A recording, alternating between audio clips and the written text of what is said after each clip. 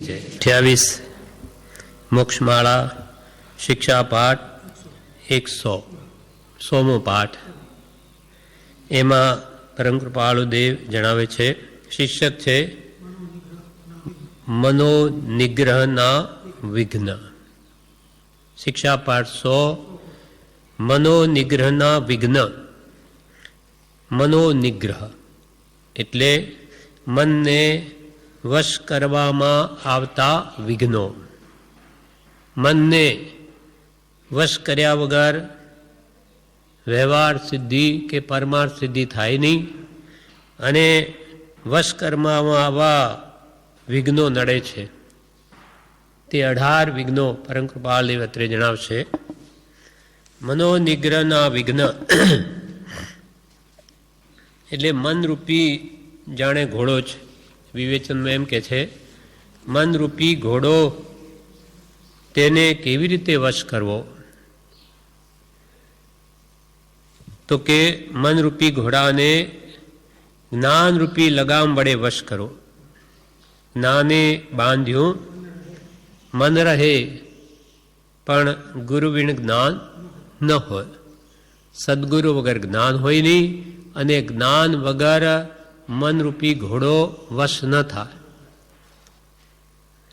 મન વશ કરવામાં 18 વિઘ્નો નડે છે. તેને જીતે તો પછી મન વશ થાય. એટલે મનોનિગ્રહના વિઘ્ન પરમ કૃપાલદેવ જણાવે છે. હવે વારંવાર જે બોધ કરવામાં આવ્યો છે તેમાંથી મુખ્ય તાત્પર્ય નીકળે છે. તે એ છે કે આત્માને તારો, અને તારવા માટે તત્વજ્ઞાનનો પ્રકાશ કરો, તથા સતશીલને સેવો.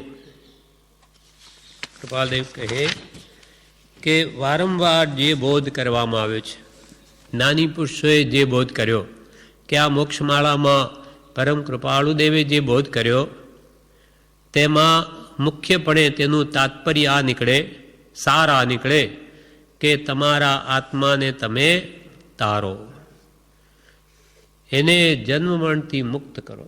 ભવસાગરમાં ડૂબતા એવા પોતાના આત્માનો હવે ઉદ્ધાર કરો. અને આત્માને જો તારવો હોય તો તત્વજ્ઞાનનો પ્રકાશ કરો. એટલે કે તત્વ, જીવ તત્વ, અજીવ તત્વ, આશ્રમ, સંબર, બંધ, મોક્ષ, નિજરા, પાપ, પુણ્ય, 7 તત્વ કે 9 પદાર્થને તમે જાણો, પ્રકાશ કરો. એટલે એ સંબંધી તમે સમજ મેળવો કે જીવ તત્વ શું, અજીવ તત્વ શું, એને સ્પષ્ટ જાણો. અને સદાચરણને સેવો, સત્શીલને સેવો. સત એટલે આત્મા જે વડે પ્રાપ્ત થાય એવા સદ આચરણને સેવો. પછી ગ્રસ્ત હોય તો ગ્રસ્તના આચાર સેવો, મુનિ હોય તો મુનિના આચાર સેવો, બ્રહ્મચારી હોય તો બ્રહ્મચારીના આચાર નિયમ સેવો, અને આત્માનો ઉદ્ધાર કરો. કૃપાલદેવ કહે કે વારંવાર જે બોધ કરવામાં આવ્યો છે તેમાંથી મુખ્ય તાત્પર્ય નીકળે છે. તે એ છે કે આત્માને તારો, અને તારવા માટે તત્વજ્ઞાનનો પ્રકાશ કરો, તથા સતશીલને સેવો. એટલે આત્માને તારો, રે આત્મ તારો શીઘ્ર એને ઓળખો. સર્વ આત્મમાં સમદ્રષ્ટિ દ્યો, આ વચનને હૃદય લખો. આત્માને તારો, અને આત્માને તારવો હોય તો આત્માને ઓળખવો પડે. કૃપાલ કે આત્માને ઓળખવો હોય તો આત્માના પરિચય થવું, અને પર વસ્તુના ત્યાગી થવું. આત્માની ઓળખાણ કરવી હોય તો આત્મા શું વસ્તુ છે, કયું તત્વ છે, જીવ તત્વ કે અજીવ તત્વ છે. આપણે અજીવ એવા શરીરને જ આત્મા માની બેઠા, પણ ખરેખર જીવ તત્વ આનાથી સાવ ભિન્ન છે. એટલે આત્માને જો ઓળખવો હોય તો એના પરિચય થવું પડે, ને પરવસ્તુના ત્યાગી થવું પડે. વિવેચનમાં કહ્યું આત્માને તારો, અને આત્માને તારો હોય તેને ઓળખવો પડે. માટે તે અર્થે તત્વજ્ઞાનનો વિચાર કરો. જીવ અજીવાદી તત્વને વિચારો કે જીવના લક્ષણ શું, અજીવના શું. જે સદા જાણ કરે, જોજો કરે તે જીવ, અને જે કદી જાણી કે જોઈ ન શકે તે અજીવ તત્વ. અને સતશીલને સેવો. પાછું આત્માને ઓળખવો હોય તો સતશીલ તો પહેલાં જોઈશે, સદાચાર જોઈશે. 7 વ્યસન, 7 અમુકનો ત્યાગ વગેરે આ બધા સદાચાર છે. સત્શીલ એટલે સારું શીલ, સદાચરણ. નિશ્ચયથી સત્શીલ આત્મામાં સ્થિર થવું તે છે. નિશ્ચયથી તો આત્મામાં જ સ્થિર રહેવું, પર વસ્તુના ત્યાગી થવું અને આત્મામાં સ્થિર રહેવું, એ ખરું શીલ તો આ છે. પોતાના સ્વભાવમાં રમવું. અને એ કરવું હોય એટલે પોતાના આત્માના સ્વભાવને ઓળખી એમાં જો રમણતા કરવી હોય તો મનોનિગ્રતા એટલે મનનો સંયમ જોઈશે. મન વશ નહીં હશે તો આત્મામાં સ્થિરતા નહીં થાય. એનું મન, એની વૃત્તિઓ બહાર જ ફર્યા કરશે, વિષય કષાયમાં. અને પોતાને જે વૃત્તિ ઉઠે કર્મને આધીન, તેને આ વશ થઈ જાય છે આપણો આત્મા અનાદિથી. એટલે મન પર અંકુશ જો ન રાખે તો એને અનેક દોષ લાગે, અર્થાત પાપ કાર્યો સેવાઈ જવાય. અને મનનો નિગ્રહ કરવા માટે મનને શ્રુતમાં રોકવું જોઈએ, સત્પુરુષના વચનોમાં એને રોકવું જોઈએ. જ્ઞાને બાંધ્યું મન રહે. એટલે કૃપાલજી કે માટે આત્માને તારો ને તારવા માટે તત્વજ્ઞાનનો પ્રકાશ કરો, તથા સતશીલને સેવો. એ પ્રાપ્ત કરવા જે માર્ગ દર્શાવ્યા તે માર્ગ મનોનિગ્રહતાને આધીન છે. એટલે તત્વજ્ઞાનનો પ્રકાશ કરવો હોય, આત્માની ઓળખાણ કરવી હોય કે સદાચાર સેવો હોય તો જે માર્ગ દર્શાવ્યા મન વશ કરવા માટે, આત્મશુદ્ધિ માટે કે સત્શીલ માટે, એ બધા માર્ગ મનોનિગ્રહતાને આધીન છે. એટલે મનનો નિગ્રહ તો કરવો જ પડશે, મનને વશ તો કરવું જ પડશે. તો જ સદાચારનું પાલન થશે અને તો જ આત્મજ્ઞાન પણ થશે, આત્માની પણ શુદ્ધિ થશે. અને મનોનિગ્રહતા થવા લક્ષ્યની બહોળતા કરવી એ તો ઉચિત છે. એટલે મન પાછું વશ કરવું હોય તો લક્ષ્યની બહોળતા કરવી યથોચિત છે. લક્ષ્યની બહોળતા. હમણાં સંસારી જીવોનો શું લક્ષ્ય હોય તો કે કમાવું, ખાવું, પીવું, હરવું, ફરવું, મોજ શોખ કરવી, બસ એ જ લક્ષ્ય. એથી બીજું વિશેષ જેને સત્પુરુષ મળ્યા નથી કે આત્માર્થનો લક્ષ્ય થયો નથી એવું એનું ટૂંકું જ લક્ષ્ય હોય. પણ જેને સત્પુરુષ મળ્યા હોય એને જન્મ મરણથી મુક્ત થવાનો મહાન લક્ષ્ય થાય છે, ધ્યેય બંધાય છે કે મારે તો જન્મ મરણથી છૂટવું છે, મહાન કાર્ય કરવું છે.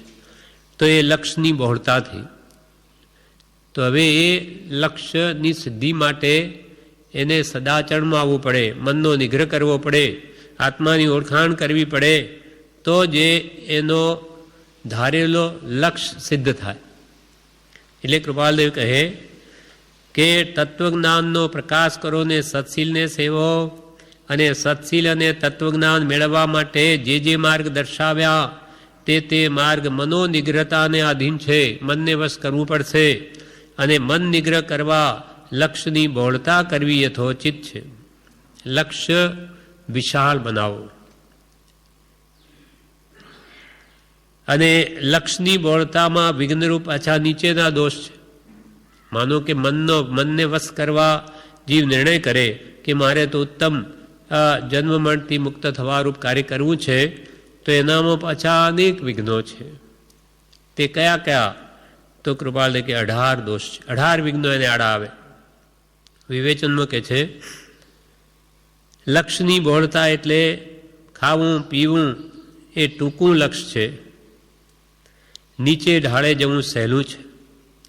અનાદિથી આપણો ઢાળ વૃત્તિઓનો નીચે જ.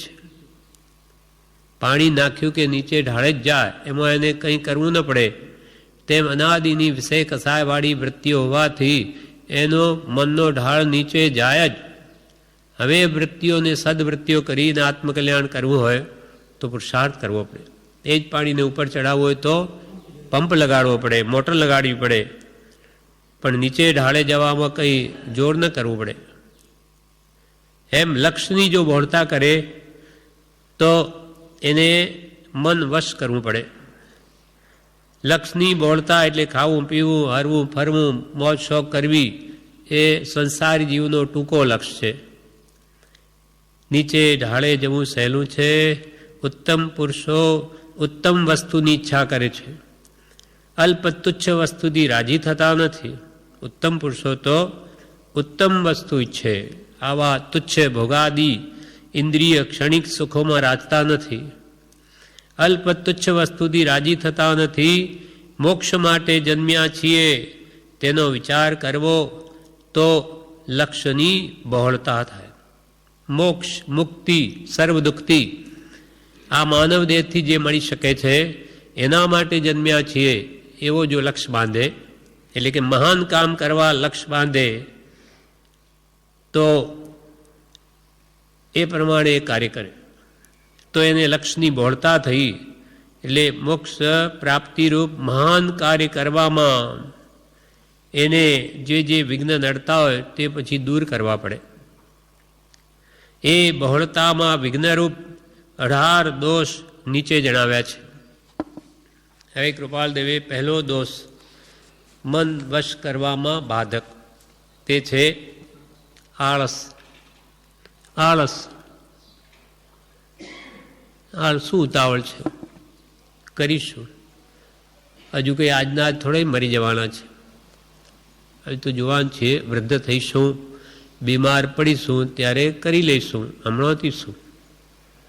એમ આળસુ માણસ હંમેશા એમ વિચારે છે કે આજ કરે સો કાલ કર, કાલ કરે સો પરસો, ઇતની જલ્દી ક્યાં પડી હૈ અભી જીએંગે બરસો. જ્યારે આત્માર્થી જીવ શું વિચારે કે આ કાલ કરે સો આજ કર, આજ કરે સો અબ, પલ મેં પ્રલય હોયગી ફિર કરેગા કબ. ફરી પલમાં મરી ગયો તો ફરી ક્યારે કરીશ. શીઘ્ર કર શુભસ્ય શીઘ્રમ. રે આત્મતારો આત્મતારો શીઘ્ર એને ઓળખો. સર્વાત્મમાં સમદ્રષ્ટિ દ્યો આ વચનને હૃદયે લખો.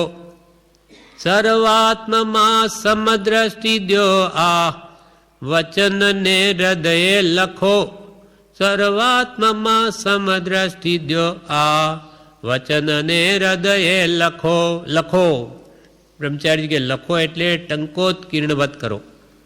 ટાંકીથી પથ્થરમાં નામ કોતરી નાખ્યું હોય તો જાય નહીં, એવી રીતે લખી નાખો હૃદયમાં કે બધા આત્મા મારા જેવા છે. તો કોઈને દુઃખ આપવાનું મન ન થાય, કેમ કે આપણે બીજાને દુઃખી કરીએ તો એને ન ગમે, તો આપણને ન ગમે. આપણને દુઃખ નથી ગમતું તો બીજાને કેમ ગમે. આપણને કોઈ ગાળ દે તો ગમે, તો કડવા વચન બીજાને ન ગમે. આપણું કોઈ બુરું ઈચ્છે તો ગમે, ન ગમે તો બીજાને પણ ન ગમે, કેમ કે બધા આત્મા આપણા જેવા છે. સર્વ આત્મમાં સમદ્રષ્ટિ દો આ વચનને હૃદય લખો. આ લખાઈ ગયું હોય તો એ કોઈને દુઃખી ન કરે, કેમ કે હું એને દુઃખ આપીશ એનું ફળ દુઃખ જ આવશે. દુઃખ દીધા તો દુઃખ હોત હે, સુખ દીધા સુખ હોય. આપ હણે નહીં અવર કો તો અપને હણે ન કોઈ. પણ આળસુ માણસ આવી રીતે પોતાનું હિતનું ભાન નથી તો એ પરના હિતને શું વિચારે. એટલે અહીંયા કે છે વિવેચનમાં, આત્મામાં સ્થિર રહેવા રૂપ ઉત્તમ લક્ષ્ય છે, તેમાં આળસ રહેવા ન દે. આત્મામાં સ્થિર થવું છે. સ્વરૂપાનંદ, આત્માનંદ જેની ધારા અખંડ હોય એમાં રહેવાનું જો લક્ષ્ય કરે તો એમાં આળસ બાધક થાય છે, બાધા પહોંચાડે છે, વિઘ્ન કરે છે. પ્રભુ શ્રી કહે આળસ અને પ્રમાદે તો જીવનું ભૂંડું કરી નાખ્યું છે. અને કૃપાલદેવ એમ કહે કે પ્રમત્ત ભાવે એટલે પ્રમાદે આ જીવનું ભૂંડું કર્યામાં કાંઈ પણ ન્યૂનતા રાખી નથી, તથાપી આ જીવને નિજ હિતનો ઉપયોગ નથી. એ જ અતિશય ખેદકારક છે. અનંતકાળ પ્રમાદવશ 4 ગતિમાં રજડ્યો તો પણ એને હજુ ભાન નથી આવતું. આળસુ હોય તે ઊભો હોય તો બેસી જાય અને બેઠો હોય તો સૂઈ જાય. આળસુ માણસ વ્યવહારમાં પણ સિદ્ધિને મેળવી શકે તો પરમાર્થમાં તો ક્યાંથી મેળવે? આળસુ માણસ ઊભો હોય તો કે બેસી જાઓ, બેઠો હોય તો સૂઈ જાય એવું થાય. આળસુ માણસ સામાન્ય કામ પણ ન કરી શકે. નવરો બેસી રહે કે સૂઈ રહે તો પરમાર્થનું કામ તો ક્યાંથી કરી શકે?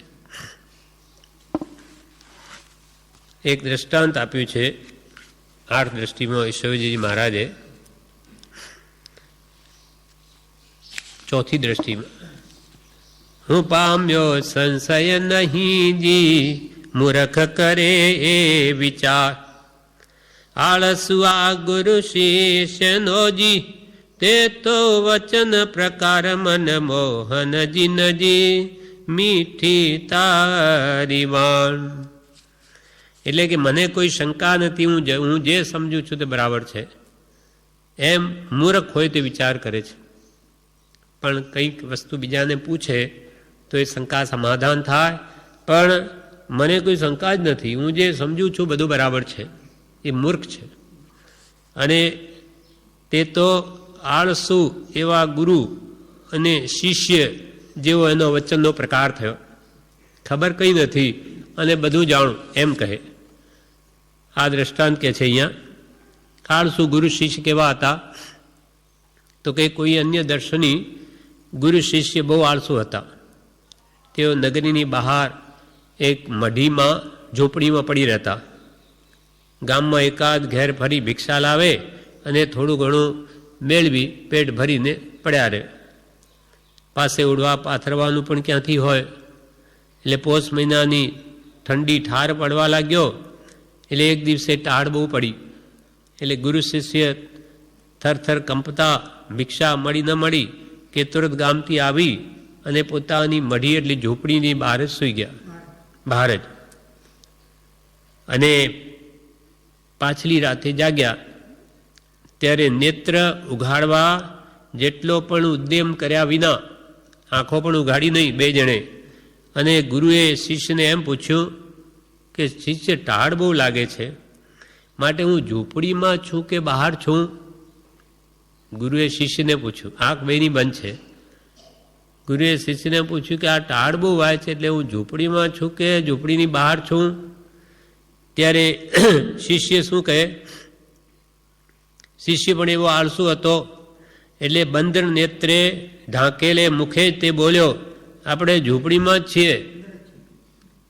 ઝૂંપડીમાં જ છે. એને પણ મોઢું બહાર કાઢ્યું નહીં અને આંખો મીચેલી. તેવામાં ટાઢથી બચવા કોઈ કૂતરો ગુરુ પાસે આવીને સૂતો. તેનું પૂંછડું ગુરુના હાથમાં આવ્યું. એટલે ગુરુ બોલ્યા, હે શિષ્ય, મને આ પૂંછડું છે કે શું?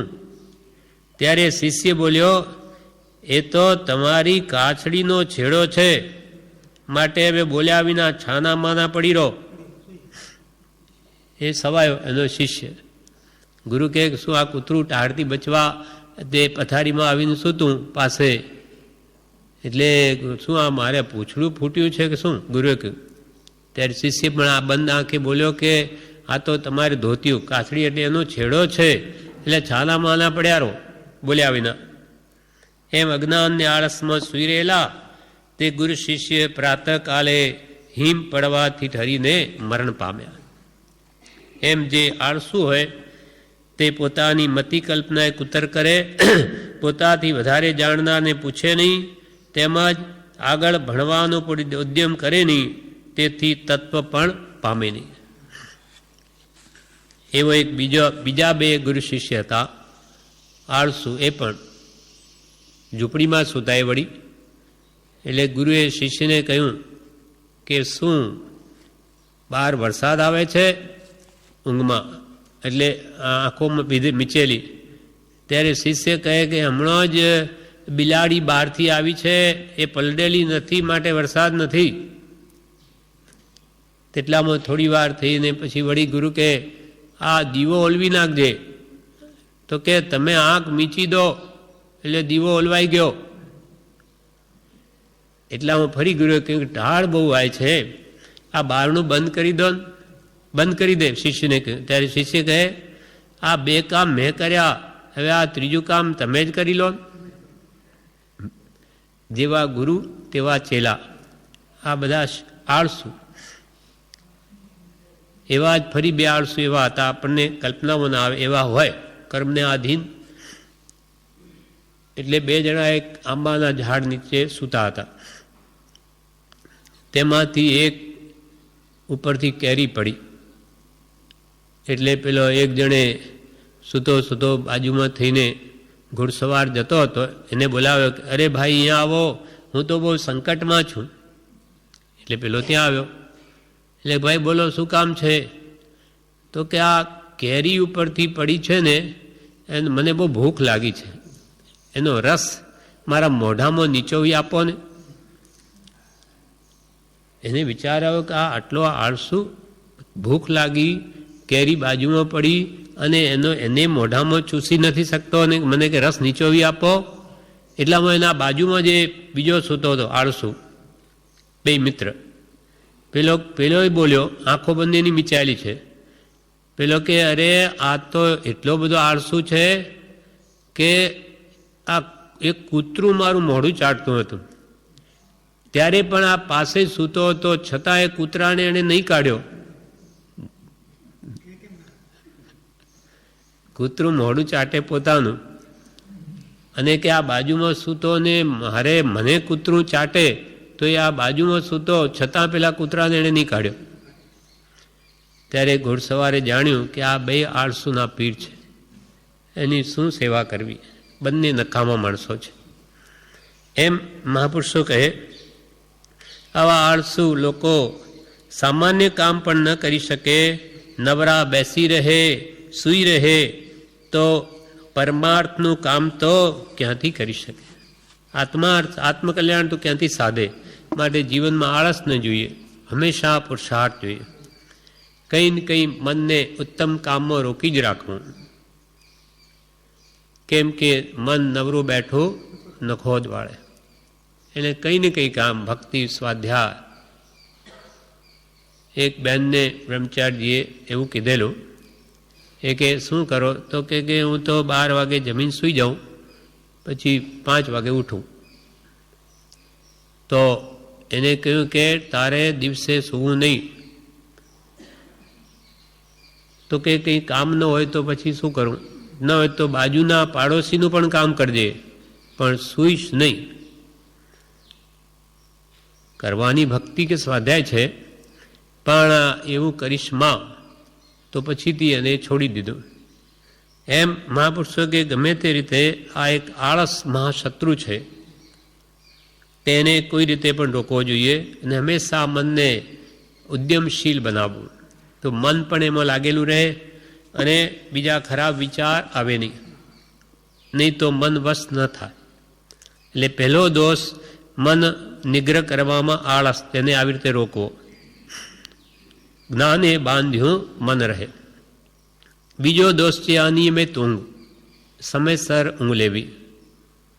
10 થી 6 કલાકની ઊંઘ મહાપુરુષોએ કહી, 10 થી 4, તો 6 કલાક એને નિયમિત જો ઊંઘ મળી રહે તો શરીર બગડે નહીં. એટલે અનિયમિત ઊંઘ એ પણ આળસ થવાનું કારણ છે.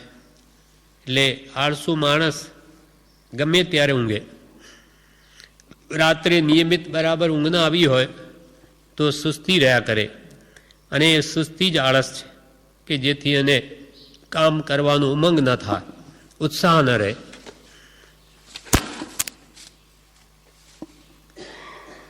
કૃપાળદેવે પણ પુષ્પમાળામાં 6 કલાકની ઊંઘ કહી છે. એ આળસ એટલે અનિયમિત ઊંઘ સમય જ્યારે ત્યારે ઊંઘ્યા જ કરે એનાથી 14 પુરના ધારી ભાનુદત્ત મુનિ એ 14 પુર પણ ભૂલી ગયા એ ખાઈ પીને સૂઈ રહે જ્યારે ત્યારે, અને મરીને દુર્ગતિમાં ગયા. એટલે દર્શનાવર્ણ્યની પૂજામાં આવે છે. ભાનુદત્ત પુરવધર પડિયારે, ભાનુદત્ત પુરવધર 14 પુરધારી, ભાનુદત્ત પુરવધર પડિયારે, દીપ જોતે જોતન જડિયા રે. દીવો લઈને શોધવા ગયા તો પણ ક્યાંય જડ્યા નહીં, એટલે કે કઈ ગતિમાં જઈને પડ્યા. દીપ જોતે જોતન જડિયા રે, એ બહેનો જગત પિતરાણી રે, મોટા મોટા મુંઝવિયા પ્રાણી રે. એ બહેનો જગત પિતરાણી રે. એ બહેનો દર્શનાવર્ણ્યની, એ જે દર્શનાવર્ણ્ય કર્મના 5 ભેદ, નામ 9 ભેદ, તેમાં નિદ્રા પ્રચલા ધ્યાન કરતી. એમાં નિદ્રા જે હોય તો તરત જાગી જાય, નિદ્રા નામનો કર્મનો ઉદય હોય. પણ નિદ્રા હોય તો એ મહાકષ્ટે જાગે ને બહુ ઢંટોળે ત્યારે ઉઠે. અને ત્રીજો પ્રચલા, નિદ્રાનો ઉદય હોય તો એ બેઠા ઊંઘે. હા, અને જે પ્રચલા એથી પણ વિશેષ તીવ્ર નિદ્રા છે, એ ચાલતા ઊંઘે. આ ઘોડા વગેરે યુદ્ધમાં ચાલતા ઊંઘે. આમે ઘોડાગાડીમાં જોડ્યા ચાલતા ઊંઘે. એને પ્રચલા નામની નિદ્રાનો ઉદય છે. અને સ્થાનગૃદ્ધિ નામની નિદ્રા તો નરકમાં જ લઈ જાય. એ નિદ્રાનો ઉદય આવે તો દિવસે ચિંતવેલું કાર્ય રાત્રે ઉઠીને કરીને પાછો સૂઈ જાય એની ખબર ન હોય. અર્ધચક્રી જેવું બળ આવે એનામાં. હાથીને મારી એના દાંત કાઢીને લઈ આવીને પાછો સૂઈ જાય એની ખબર ન હોય. આવી એ ભયંકર નિદ્રા છે. એટલે અનિયમિત ઊંઘ ન લેતા સમયસર શરીરને આરામ આપી, કામ ટાણે કામ અને આરામ ટાણે આરામ. બાકી તો આખો દિવસ એને સુસ્તી ન રહે અને ભક્તિ સ્વાધ્યાયમાં એમનું મન લાગી રહે. માટે નિયમિત નિદ્રા રાખવી, નહીં તો આખો દાડો એને આળસ રહ્યા કરે અને પછી મનની સ્થિરતા ન થાય, કોઈ કામમાં એનું મન ન લાગે. એટલે અનિયમિત ઊંઘ છે એ પણ એને મન વશ કરવામાં બાધક છે. હવે ત્રીજું છે વિશેષ આહાર. ખૂબ ભોજન કરે તો પણ મન વશ ન થાય. આહાર ભૂખ કરતાં ઓછો લેવો જોઈએ.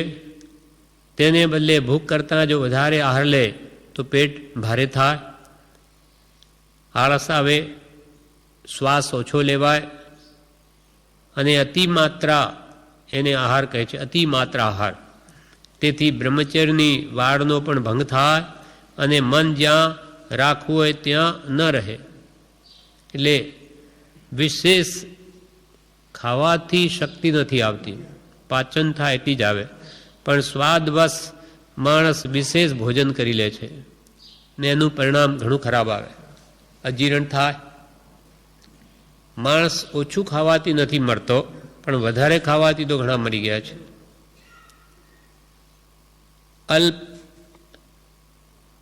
મિતાહારી અકબર સર્વોત્તમ બાદશાહ ગણાયો. કૃપાલદેવ કે મિતાહારી અકબર બહુ ઓછો આહાર કરતો, તે સર્વોત્તમ બાદશાહ ગણાયો. અને વધારે ભોજન કરવાવાળો. એકવાર એક રાજાએ એક બ્રાહ્મણને કંઈક કાર્ય કર્યું હશે ઉત્તમ, એટલે એને કહ્યું કે માગ શું જોઈએ? તો કે સ્ત્રીને પૂછીને કહીશ.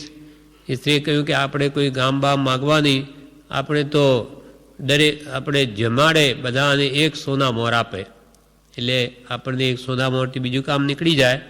એ સ્ત્રીને મન કે જો એને ગામ આપ્યા તો એ બીજી પરણી લેશે અને મને ગણશે નહીં. એટલે એવી રીતે એને સુઝાવ આપ્યો. તો પછી એને એ રીતે વરદાન આપ્યું. હવે જ્યાં જમે છે, જ્યાં જાય ત્યાંને એક સોનામોર મળે. હવે એને થયું કે જેટલી વાર જમું તો વિશેષ મળે. એટલે હવે એક સમયે એક દિવસે એક જ વાર જમાય. એટલે શું કરે, જમીને આવીને ઘરે આવી ઉલટી કરે. હા, ઉલટી કરીને પાછો જાય બીજા ઘરે, એટલે ફરી બીજી મોર મળે. એ નિમિત્તે આવું કરવાથી એને અજીર્ણ થઈ ગયું ભયંકર. એથી રોગ લાગીને કોઢ થઈ ગયો. એમ અતિ માત્રા ભોજન કરે તો અજીર્ણ થઈને અનેક રોગોનું કારણ બને છે. એટલે હંમેશા ભોજન અલ્પ કરવું. કેમ કે કમ ખાઓ ઓર ગમ ખાઓ. કમ ખાવાથી શરીર સારું રહે અને ગમ ખાવાથી મન સારું રહે, આત્માને લાભ થાય અને શરીર પણ બગડે નહીં, પ્રમાદ થાય નહીં અને જ્યાં આપણે ચિત્ત રોકવું હોય તે કામ કરી શકાય. નહીં તો સીધો પ્રમાદ થઈને સુવાનું મન થાય. એના પર એક દ્રષ્ટાંત છે કે કુચીકર્ણ નામનો એક ગ્રસ્ત હતો. સુઘોષ ગામનો એક કણબી હતો. તેની ગાયો ઉપર ઘણી પ્રીતિ હોવાથી તેને 1,00,000 ગાયો ભેગી કરી અને છતાં પણ એને સંતોષ નહીં. એ ગાયોનું ખૂબ ઘી, દૂધ, દહીં ખૂબ ખાવાથી અજીર્ણ રોગવાળો થયો અને અંતે ધ્યાનથી મરી તિર્યંજ ગતિમાં ઉત્પન્ન થયો. અતિમાત્રા આહારનું આ પરિણામ આવ્યું કે અંતે એનું મૃત્યુ થયું અને પશુઓમાં વિશેષ ભાવ મારાપણું રહેવાથી એ પશુ યોનિમાં જ જન્મ્યો. તેમજ કુંડરીકને પુંડરીક દ્રષ્ટાંત કૃપાલદેવે કહ્યું. કુંડરીકે દીક્ષા લીધી, 1000 વર્ષ ચારિત્ર પાડ્યું, પછી ચારિત્રથી ભ્રષ્ટ થયો, ઘરે આવ્યો ત્યારે ભાઈને ખબર પડી, પુંડરીકને કે એને તો રાજ્ય જોઈએ છે, આપી દીધું અને તે રાત્રે પછી ખૂબ ખાધું, માંડ મળ્યું છે જાણે. તો તે જ રાત્રે બીમાર પડ્યો. છતાં કોઈ સામંતો એની સેવા કરી નહીં, કેમ કે ચારિત્રથી ભ્રષ્ટ થયો છે. તેથી એને બહુ ક્રોધ ચડે છે કે મને ઠીક થવા દો, આ બધાને મારી નાખીશ, મોતને ઘાટ ઉતારી દઈશ, મારી સેવા નથી કરતા. પણ એ જ રાત્રે આવા ભાવમાં જ એની મૃત્યુ થયું અને મરીને 7મી નરકે ગયો. 1000 વર્ષ ચારિત્ર પાડી, અતિમાત્રા આહાર કરી, અજીર્ણથી દુઃખી થઈ ને અંતે મરણને શરણ થયો. માટે આહાર કદી પણ વધારે લેવો નહીં. કૃપાલ કે જેટલા સ્વાદ જેટલા રોગ છે, એટલે વિશેષ સ્વાદથી આપણને વધારે ખવાઈ જવાય અને એથી શરીરમાં પછી રોગો થાય. અને સ્વાદનો ત્યાગ એ જ ખરા આહારનો ત્યાગ છે. કેમ કે ખાવામાં સ્વાદ ના આવે તો આપણને જેટલી ભૂખ હોય તેટલું જ લેવાય, વધારે લેવાય જ નહીં, ખવાય જ નહીં, કેમ કે સ્વાદ ન હોય. એમ વિશેષ આહાર કરે તો પણ મન વશ ન થાય. એટલે પહેલું કારણ તો મનોનિગ્રહમાં વિઘ્ન તે આળસ, બીજું અનિયમિત ઊંઘ, ત્રીજું વિશેષ આહાર, હવે ચોથું ઉન્માદ પ્રકૃતિ. ઉન્માદ એટલે મોહનું ગાંઠપણ. એવી પ્રકૃતિ હોય તો મન એનું સમપણે ન રહે, નિરંકુશ થાય. બ્રહ્મચારી વિવેચનમાં કહે છે, ફાવે તેમ બોલે, ફાવે તેમ કરે, ખાય, ઊંઘમાં પણ સપના આવે, એમ એનું મન નિરંકુશ, એમ મનને નિરંકુશ ન થવા દેવું. મન વિશે ભોગમાં ચડી ગયું તો ત્યાંથી પાછું વળે નહીં. 5 વિષયોમાં જો આસક્તિ વધી ગઈ, આ મોહનું ગાંઠપણ છે, તો એ પાછું વળવું મુશ્કેલ છે. ક્રોધાદિને લઈને ઉન્માદ થાય. ક્રોધ, માન, માયા, લોભ, આ બધા કષાય ભાવોને લઈને પણ એને મોહનું ગાંઠપણ વધે અને ક્રોધાદિ કષાયનું જોર વધી પડે ત્યારે મન વશ ન રહે. ત્યારે મન વશ ન રહે. ક્રોધનું બળ વધી ગયું હતું. એના માટે અચંકારી ભટ્ટાનું દૃષ્ટાંત આપે છે શાસ્ત્રોમાં કે શેઠ પુત્રી હતી, લાડકી હતી, એટલે એના પિતાએ એમ કહ્યું કે એ કહે એમ કરે તેને મારી પુત્રી આપો. એ જેમ કહે એમ કરે. હા, બીજા કોઈ લગ્ન કરે નહીં એની સાથે. મંત્રીએ વિચાર કર્યો કે બીજી બધું તો સારું છે, હવે એ કહીશે એમ કરીશું, એમાં શું ફરક પડે આપણે, એમ કરીને મંત્રીની સાથે એના લગ્ન થાય છે. એટલે એણે કહ્યું કે તમારે રોજે સૂર્યાસ્ત પહેલાં ઘરે આવી જવાનું. તો કે ભલે. હવે દરરોજ આવે છે. પછી લોકોએ કોઈ વાર એમ કહી દીધું રાજાને કે આ મંત્રી છે ને એ તો એને સ્ત્રીને વશ છે, એ જે કહે એમ કરે. એને કીધેલું છે કે સૂર્યાસ્ત પહેલાં તમારે આવી જ જવાનું. એટલે જોવા માટે રાજાએ કંઈ નવું કાર્ય કાઢી અને એને 12 વાગ્યા સુધી રોકી લીધો. હવે એ દિવસે એની પત્ની આચંકારી ભટ્ટાને એટલો ક્રોધ ચડ્યો કે આજે તો હવે આવે ત્યારે જોઈ લો. કશાય તીવ્ર ક્રોધ, એટલે ખોલે જ નહીં, પહેલાં તો બારણું છે. પછી એને ખૂબ ખટખટાવ્યું, એટલે એ બારણાની પાછળ જ ઊભી રહી. અને જેવું બારણું ખોલ્યું કે પેલો તો અંદર ગયો કે ભાઈ એ અંદર હશે, એટલામાં એ તો તરત જ બહાર નીકળી ગઈ ક્રોધવશ. રાતના 12 વાગે ક્રોધને વશ બહાર નીકળી, ચોરે પકડી, દાગીના લઈ લીધા અને એને પોતાની સ્ત્રી થવા કહ્યું, ન માન્યું. એટલે એને બીજા કોઈ ભીલ પતિને વેચી, તે પણ કે સ્ત્રી થા, મારી ન થઈ, અને સતી હતી આમ પાછી, એટલે તેને એક રંગરેજને વેચી, એને પણ પોતાની સ્ત્રી થવા કહ્યું. એટલે ત્યાં નહીં તો કે તારું લોહી કાઢીશ કપડાં રંગવા. તો કે ભલે, પણ સ્ત્રી નહીં થાઉં. એટલે આ રીતે સતીત્વ ભંગ કર્યું. ત્યાં એનામાંથી લોહી કાઢે. એક દિવસે એનો ભાઈ ક્યાંય ફરતો ત્યાં આવે છે ને જુએ છે કે આ તો મારી બેન છે, તો એને પૈસા આપીને છોડાવે છે. ઘરે લાવીને બધા ઔષધ કરીને પાછી તાજી થાય છે, શરીરમાં સ્વસ્થ થાય. પણ હવે એને પાઠ મળી ગયો કે હવે તો હું કોઈ પણ રીતે ક્રોધ નહીં કરું. ક્રોધનું ફળ કેટલું ભયંકર મેં આજે અનુભવી લીધું. એટલે પછી એની પરીક્ષા કરવા દેવ આવે છે. 2 દેવ, એક સાધુનો વેશ લઈ અને કહે છે કે ભાઈ મને લક્ષપાત તેલ જોઈએ છે મુનિને ની સારવાર કરવા માટે, લાખ રૂપિયાની કિંમતની એક બોટલ. તો એ દાસી પાસે મંગાવે, પેલો દેવ ફોડાવી નાખે માયાથી, છતાં પણ કિંચિત માત્ર ક્રોધ ન કરે. એમ 7 બાટલો સાથે ફોડાવી દીધી, છતાં પણ કિંચિત માત્ર ક્રોધ ન કર્યો. એટલે દેવ પ્રગટ થઈને કે એક તમાને ધન્ય છે, તમે જેવી પ્રતિજ્ઞા ધારી છે તેવા જ તમે સત્ય રીતે એનું પાલન કરો છો. તેમને નમસ્કાર કરીને ગયો. એમ આ ક્રોધાદિને વશ જીવ ઉન્માદ ક્રોધના ગાંડપણને લઈને એ મન વશ ન રહે. એટલે આવા કસાય ભાવોને તીવ્ર ન થવા દેવા, ન કરવાના વિચારો આવ્યા કરે, મન ઉન્માર્ગે ચાલ્યું જાય. અને એવી ટેવ પડે તો ઉન્માદ પ્રકૃતિ કહેવાય ને, ટેવ પડી ગયા પછી એ પણ એક પ્રકારનું ગાંડપણ અથવા મનસ્વીપણું છે. ઘડી ઘડીમાં મિજાજ ખોઈ બેસે અને કોઈ કહે તો એનાથી સહન નહીં થાય. આ ઉન્માદ પ્રકૃતિ છે, મોહનું ગાંડપણ.